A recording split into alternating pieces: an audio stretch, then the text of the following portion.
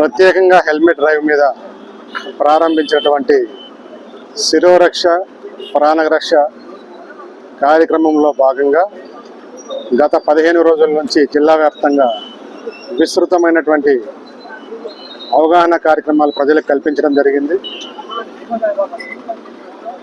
April 16th నుంచి ఎక్స్క్లూజివ్గా కేవలం అవగాహనే కాకుండా వైలేషన్స్ మీద కూడా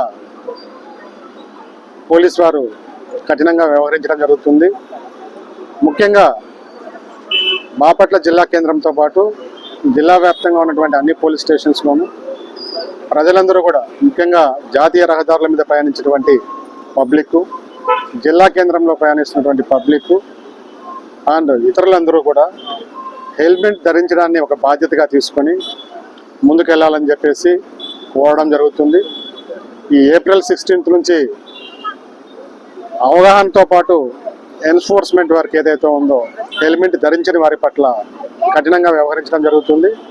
రానున్న రోజుల్లో జిల్లా కేంద్రంలో నో హెల్మెట్ నో ఫ్యూయల్ కార్యక్రమాన్ని కూడా చేపట్టబోతున్నాం.